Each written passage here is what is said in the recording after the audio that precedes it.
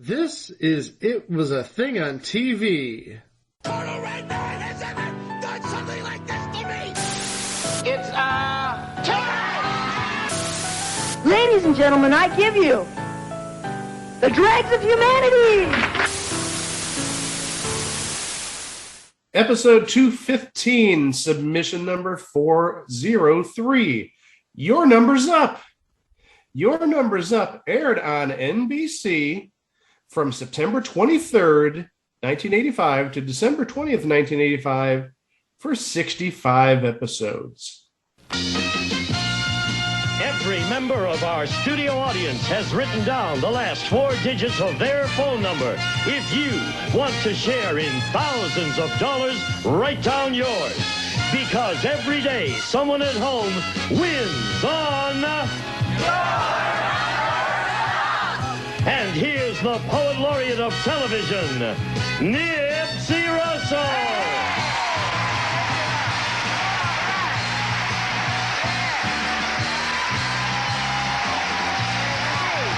Well, first and foremost, I think we need to get this out of the way. Unfortunately, we are Chico list this week because he is not in the country at the present time. Oh? He's in parts unknown. I think he's somewhere in the Caribbean. Oh, I didn't know the Ultimate Warrior lived in the Caribbean. Get it? Well, there may be life after death or something like that. I don't know. Parts unknown. Yeah, so it's just me and Greg holding down the fort this week. And what do we have first? Oh my gosh.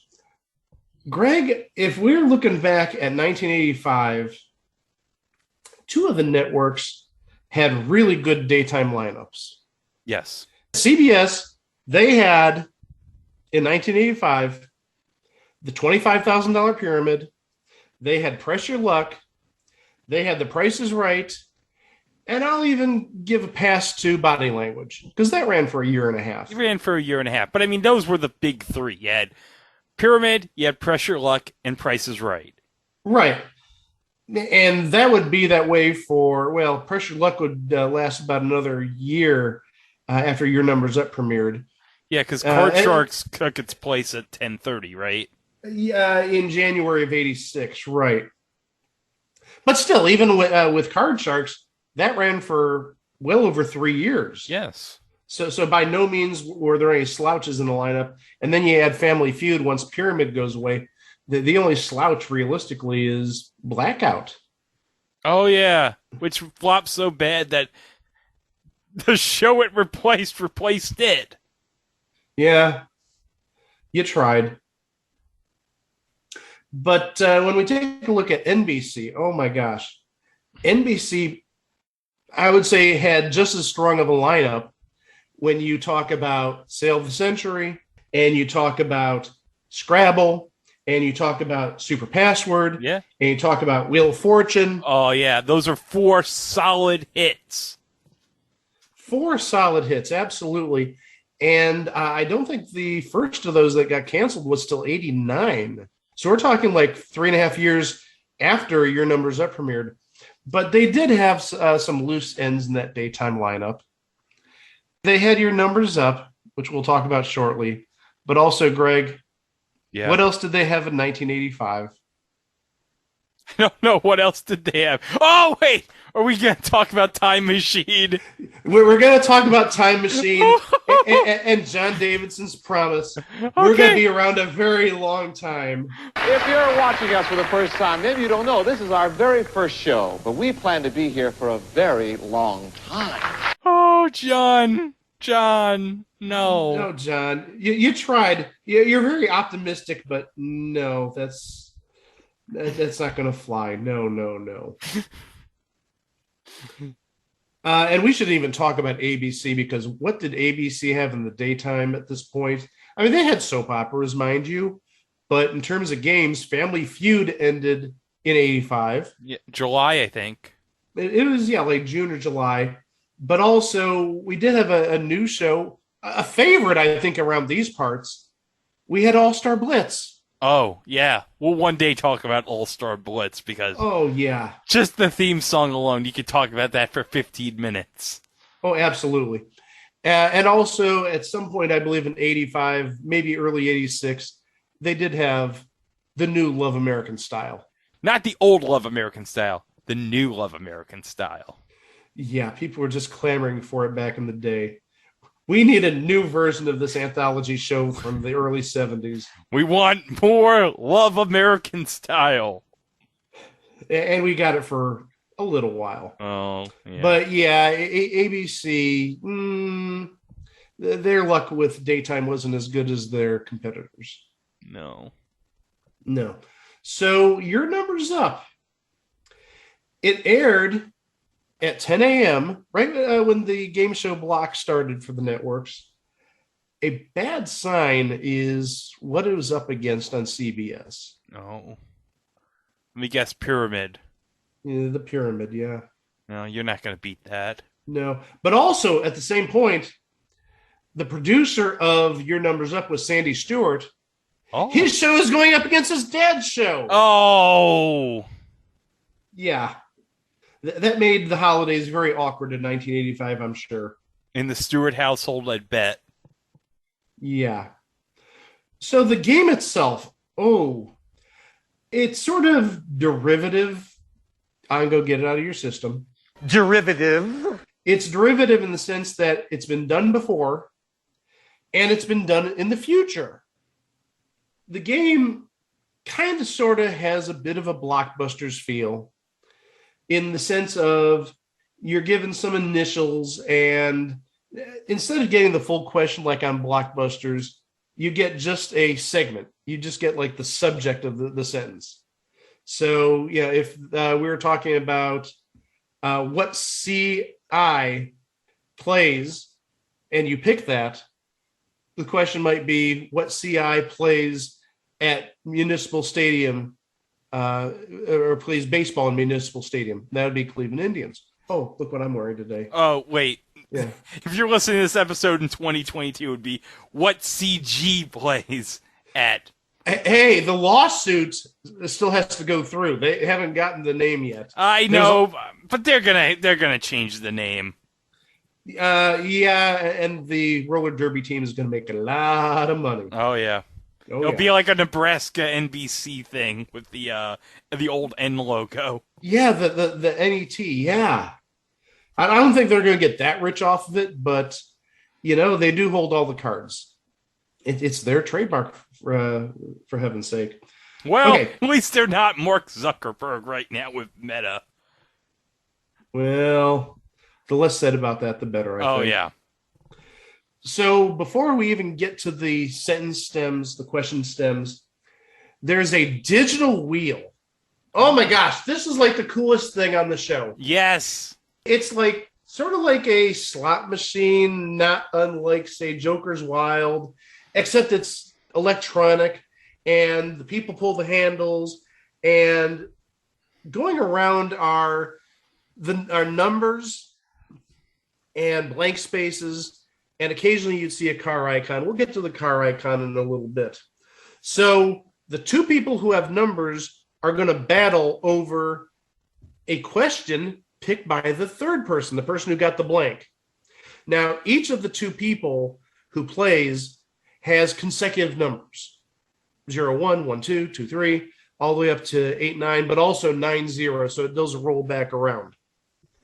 And the person who picks the stem that the people are going to play, they're out of it. But the thing is, they sort of control the destiny. Okay, is the 8 going to go up there, or is the 9 going to go up there?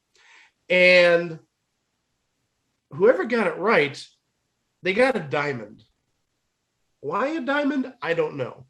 I think it might be easier just keeping track with points. Maybe they don't do points because, again, there's another number in the mix in a game of numbers. And maybe that's a little too confusing for the home audience. So whoever's right, their number goes on this giant numeric display. And I'm not kidding when I say giant. Must have had room for probably close to 20 numbers. I'd say at least 15 or 16.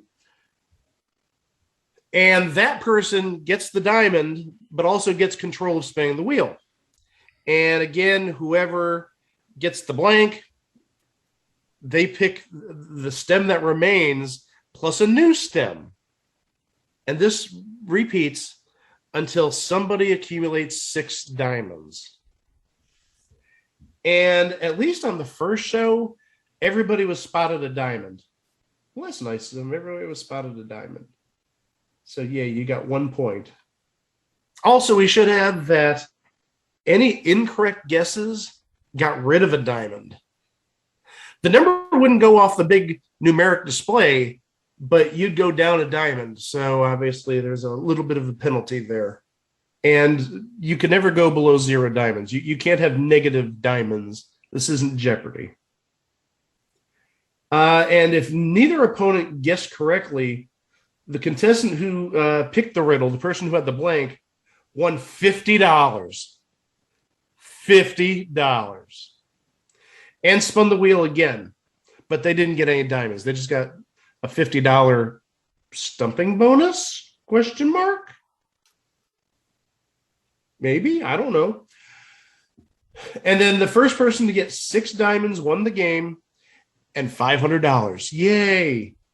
And then it's very interactive. I got to give them a ton of credit. This is like a very interactive show, pre-internet. You had people playing from home in the sense that on any given day, they had the display, the readout showing all the numbers.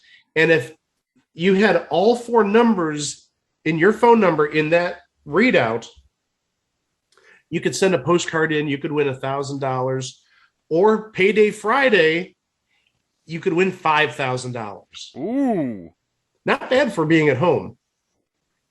But there's one catch. Not really a catch, but if you have multiple digits in your phone number, like let's say we have 4288, you have to have 2 8s up there. You can't repeat the 8.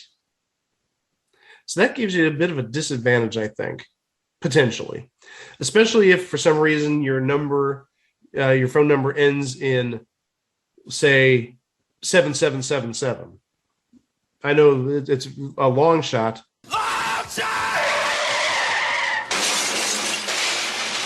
So yeah, it may be a long shot, but yeah, it could still happen where 4 8s pop up or 4 7s or 4 whatever digit. But yeah, those people are probably not going to be playing the game as much as people whose last 4 digits are 1 2 3 4 or 0 1 2 3 or something like that. So the end game, again, this is the home interaction part. So if you on a given day had your 4 digits in the electronic display, the numeric display, you send in a postcard. All the postcards go into a tumbler, and the day's winner pulls out a postcard. It gives it to Nipsey. Doesn't take a look at it. There's an obvious reason why. So the game continues in the bonus round, essentially like the main game, except the day's winner gets to pick the sentence stems. The object, and this is random, I think this is kind of clever, is they need to fill in the 4 digits of the postcard sender's phone number. Oh. Yeah. And again, it can be easy. 4 different numbers. If you're really lucky, you can win really quickly.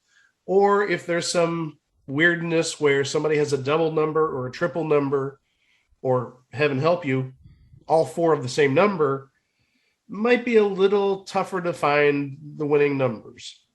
So if the viewer's phone number is revealed by answering questions and picking the right numbers, the contestant wins $5,000, and the at-home player, like I said earlier, wins $1,000, except on Friday they win $5,000, just like the in-studio contestant. Not a bad deal. No. But hey, wait a second. We haven't even talked about who has hosted the show yet. Oh, we haven't talked about who's hosting it. Oh, we're going to have a lot to say about him. We'll get to that in a little bit. Okay. Before we get to the host and hostess, another thing that we should add is throughout the course of the game, the entire audience, and with all due respect, the entire audience at this show looked like they were all retirees. You didn't really see anybody who was younger than probably about 50 of them. Oh, no. They were all holding like their little cards with the numbers. They're all holding their cards, waving them up. Hey, look at my phone number. I get my phone number. This was 1985. No one cared about giving away their phone number on TV. No. Yeah, nobody cared about phone numbers or social security numbers. No, identity theft wouldn't be for another 10 years or so. Every audience member had their last 4 digits of their phone number on a cardboard card. And if their 4 numbers ever showed up in any order on the board, and again, if they had a duplicate number, if they had, let's say, 2 3s in their phone number, they needed 2 3s. But anytime they had all 4 digits filled out, they went up to Nipsey and he verified it. And the person got to pick who they wanted to back. Sort of like picking your own pony, if you will. And generally, the person would pick the person in the lead. Boy, that makes a lot of sense. And if that contestant won, the audience member won a trip generally, or some prize. I believe it was primarily a trip. Not bad for going to a TV show as a retiree in 1985. I won a trip to Cancun. Oh, see? Yeah. Also, I mentioned earlier on the wheel, there was an icon. It was a car icon. And it showed up with some regularity. And if anybody landed on that car icon, the game halted. We had like a side event going on. Oh, yes. Where we had a vehicle with a license plate on it. And it was from like anywhere. I mean, they'd have from Colorado or Pennsylvania or any of the states. But one of the numbers has like a question mark over it. And they had a 1 in 10 shot of guessing that number. And if they guessed the number, they won a car. All right, guys. You've always wondered what the hell is the second show in the opening theme song? Well, guess what? We're going to play the clip from it right now.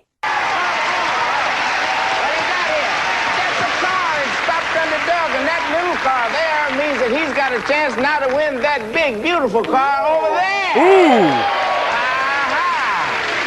Oh, shall we try it now? Well, Lee is standing next to the license plate on that car. We've covered up one of the numbers on that plate. And you see it's got a red question mark on the number. I'm more interested in the year on that plate. Does that say 1970? Yeah, 1970. Oh, my. All you got to do to drive away in that beautiful 1986 car is tell us what number is covered up there. Okay. My mom and dad are here, so for them I'll pick a 2. Wait, boss, again, I didn't hear you. Both my mom and dad are here, so for them a 2, please. A 2. It's, 2!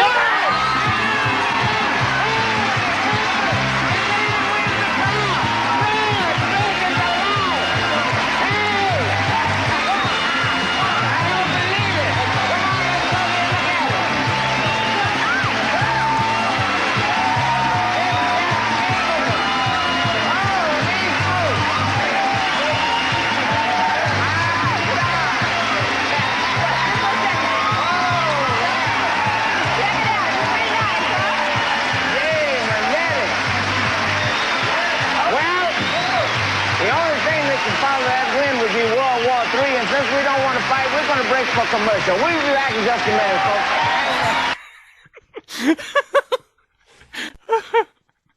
folks. You know, one thing I noticed in that video,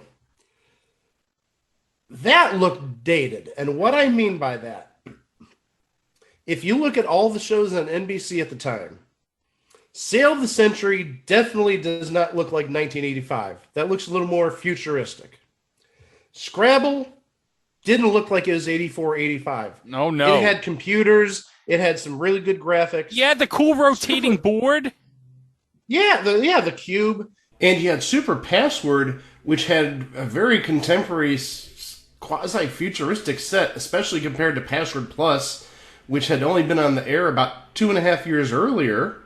And Wheel of Fortune, what can we say about that? But when you look at this looks so lackluster compared to all those other shows. Now, I'm not saying that's why it got canceled, but I mean, if you look at that, I mean, seriously, that looks like something you might have seen, I would say like 81 or 80. That's sort of like the set and the lights and all that. Maybe that's like a Blockbusters or Las Vegas Gambit type of era show. It doesn't look like 1985. It doesn't look like a 1985 especially when set. Well, especially when compared to all the other shows that I just mentioned.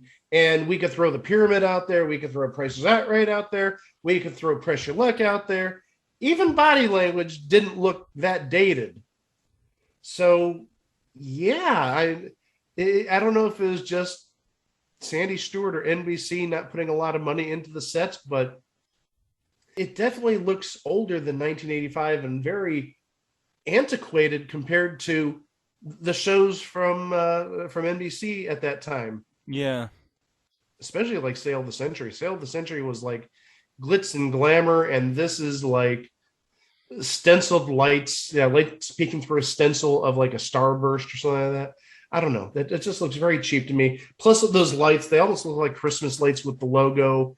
I don't know. It looks like it just had a lot less, I don't want to say class, but it just was like a tier or three below Sale of the Century and Scrabble, especially when you look at them in hindsight. Yeah. Yeah. I mean, Wheel's 1980s set definitely looks dated, but there's a charm to Wheel of Fortune in the 80s. Right. Plus also, I mean, you had Young Vanna back then. And so I mean, you knew when that was from. That was from the mid 80s. And even the graphics, I mean, they did get better over time on Wheel of Fortune. Yeah, especially later on the syndicated version. Yeah, I mean, even we want to talk about Time Machine. At least Time Machine looked futuristic. Maybe that's a Reg Grundy thing, but Time Machine didn't look like it was from 1985. Well, you know, Reg Grundy, he cared about quality when he wasn't stealing formats. But I mean, in terms of like sets and everything. Prove me wrong. But no, you're right. That's why I said Sale of the Century went all out. Time Machine, even though it didn't last long. All out. All out and did not look like a 1985 show. And even Bruce Forsyth's Hot Streak on ABC, that set was pretty nice. And we ranted and raved about the big light display that showed the winnings of the teams. Oh, yeah. That was beyond 1986, in my opinion. And even, again, Scrabble, they had the rotating cube. It was a very futuristic show, Scrabble. It was ahead of its time, absolutely. But yeah, this, it looks like a relic that may not even made it to cable. I mean, even like Jackpot back in the day. Oh yeah, it's Jackpot quality, the set. Oh, it's less than Jackpot quality, I'd say. Oh, no. I mean, Jackpot was at least fun. And, I mean, even Mike Darrow made it somewhat fun and entertaining. But, I mean, it just didn't look as cheap as this set. And that was done in Canada, for heaven's sakes. Yeah, they were playing Jackpot hosted by Ellen Thick on the weekends. Oh, you don't want to make me call him Mike. No. I'm not doing it. No, don't. Chico, no. I don't want him to question what he missed. One other thing I should add about the card game is that at some point in the show's run, they stopped changing the license plate after every attempt at guessing the hidden number, and they played one plate until somebody got it right. And they'd actually have like a meter with 0 through 9, and they'd have an X covering up the numbers that had been picked. And we haven't even gotten to the main personnel yet. Oh, yes. First and foremost, and I think, at least in the game show realm, this is his only hosting gig. Yeah, unfortunately. He did stuff that's quasi-game showy, like Juvenile Jury back in the early 80s. He did a pilot for Jackpot, which we just mentioned, back in 84. He did one for a show called Star Wars. Oh, yeah, I remember that. Oh, that's such a fun show to watch, just because the open has Nipsey Russell just getting his groove on. Oh my gosh. And it's all to the march from 9 to 5. Oh, nice. Hey, wasn't CNR on that pilot for Star Wars? He was, yes. Oh, good. Unfortunately, Unfortunately, you can't go wrong with CNR. no. Unfortunately, not shaking his head like in the Mind Readers pilot. No. We'll be talking about the Mind Readers pilot next year. Oh, you're darn right we are. Oh, there's a reason why it's the worst Goodson Todman game show. Oh, absolutely. But again, more on that later.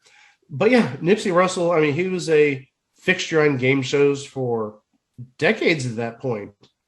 I mean, you're talking about Match Game, obviously, To Tell the Truth. Rhyme and Reason, I believe, was made with him in mind. Yeah, doing poetry, because he is the poet laureate of television. Oh, yeah. And of course, for those that don't remember him from game shows, he was on The Wiz. He was the Tin Man in The Wiz. Yes. But also, he was one of the semi-regulars on one of my favorite shows from the 60s, Car 54, Where Are You? Car 54, Where Are You? And believe it or not, this is not going to be the only mention of Car 54, Where Are You? What? This week. Oh. Next episode, we're going to have one. Oh, I promise. That's right, we are. Yeah. Wink. And he had a hostess. Well, of course, every show had a hostess. Could we get Vanna White? Of course not. She's under contract. Could we get Diane Parkinson? Of course not. Could we get Holly Hallstrom? Of course not. We got Lee Menning. Well, you may remember Lee Menning. You don't? Okay. She was the card dealer on, hey, second time we mentioned this show, this episode, Las Vegas Gambits. It's the Las Vegas Gambit Show. Yeah. But also, she was the hostess on Sale of the Century after Sally Julian, but a little before Summer Bartholomew. So she was like second of the three hostesses. And announcing this show, we had a number of announcers on Your Numbers Up. We had the legendary Gene Wood. Yeah, and very rare to hear Gene Wood on a non-Goodson Todman game show. Yeah, very true. And he only lasted a month, roughly. And then John Harlan for most of the rest of this. Yeah, John Harlan, we all remember him. And among substitute announcers on this show, Johnny Gilbert. Wow.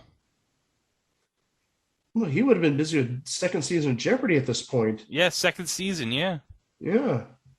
One more thing that we need to talk about is the music, because we did talk about the music back in the early episodes, because Greg's favorite, Super Train, yes, used a variation of the Carwin music as disco music on the train in the discotheque. Yes. But also, I think we'd be remiss if we didn't mention that the person who is responsible for the theme music, well, again, if we're talking about Super Train, there's one name that comes to mind, and gosh knows we've mentioned him more than enough in the course of this podcast. Oh. Bob Cobert. Oh, the legendary Bob Cobert. The legendary. So that's pretty much all we have about Your Numbers Up, unless there's anything that you want to add. But yeah, this was 13 weeks and done. Yeah, unfortunately.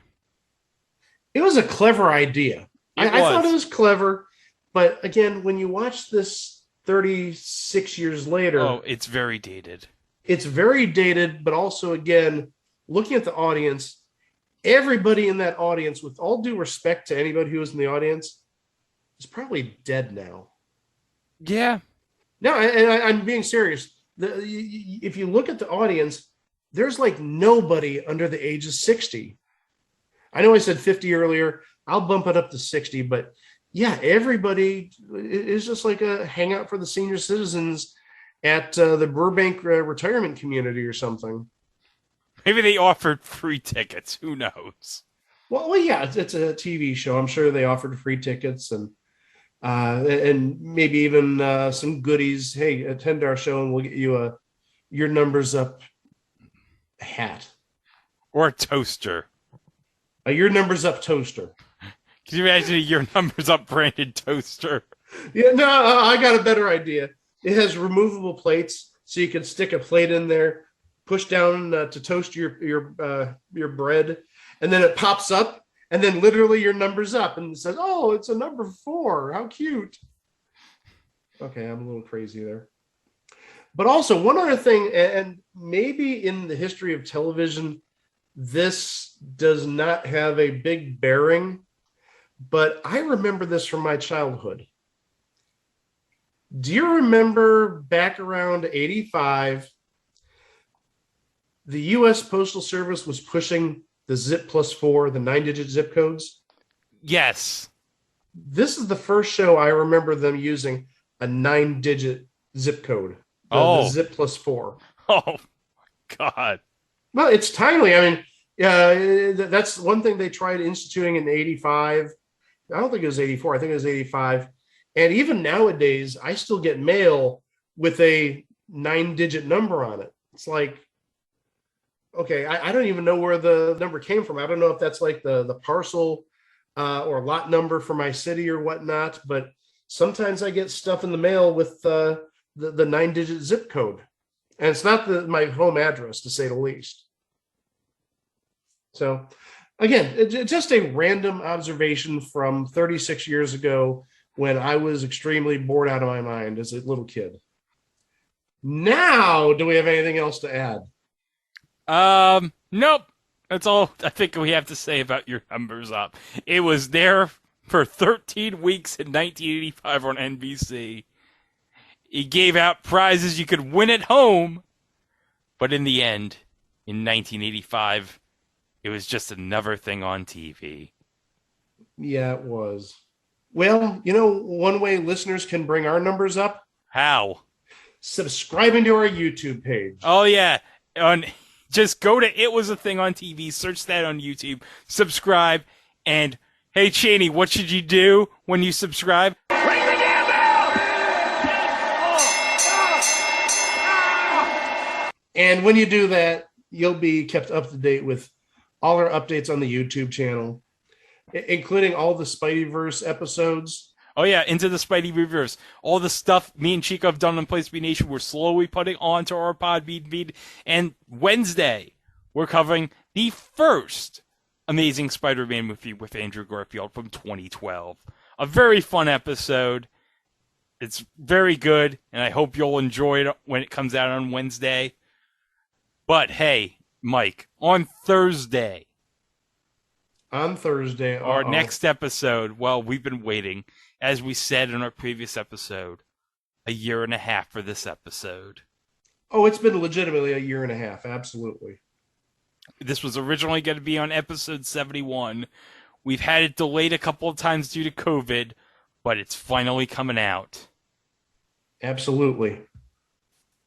And we're going to have a topic sort of related to it. Let's say that.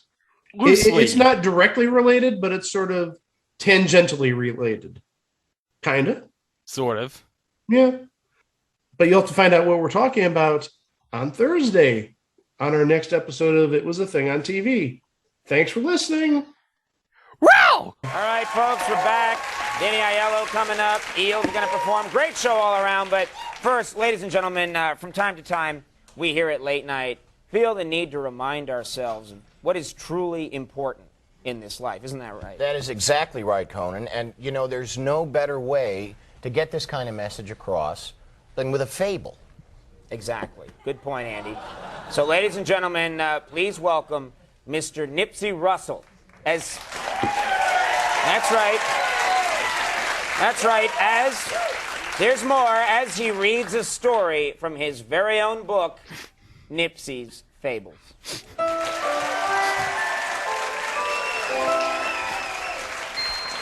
Thank you, Conan. And the fable that I'm presenting tonight is entitled The Turtle Who Thought He Was a Corn Muffin. And it goes like this. Once upon a time, on the shores of a freshwater pond, there lived a turtle who thought he was a corn muffin. Son, you've been sitting in the nest all day. Why don't you go out and swim with the other turtles? I am not a turtle. I'm a corn muffin. Did you hear that, Mother? The boy thinks he's a corn muffin. Well, he's the dangest looking corn muffin I've ever seen. Look, I don't know who you are or why I'm here, but I can tell you this. From this day forth, I will spend every waking second of my life searching the globe for my real family. And so, our little friend started crawling. I can tell you he crawled around the world. From the magical streams of Trumpet Valley, through the yum-yum trees on Animal Mountain, and all the way over to Goo Goo Falls in the Flippity-Plop Hollow. And then one day, just as he was about to give up, he stumbled across Dingle's Bakery, a tiny mom-and-pop place on a quiet, sunny street. And in there, a great surprise awaited our little friend.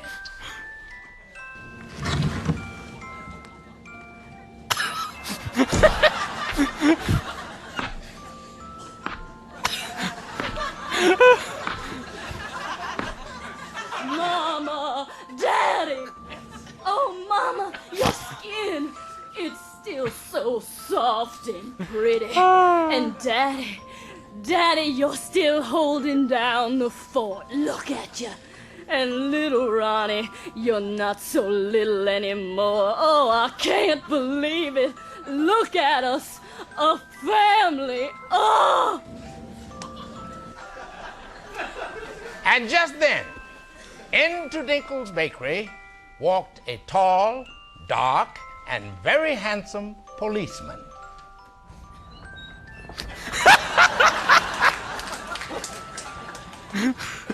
Good morning. I'd like a corn muffin, please.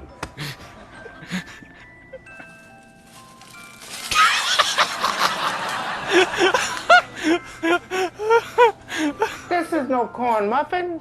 This is a turtle. I'm telling you, this is a turtle. I asked for a corn muffin. A corn muffin, not a turtle. This is a turtle.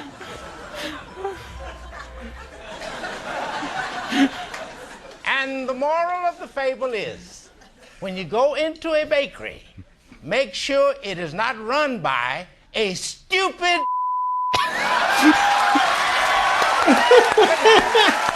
you very much, Nipsey.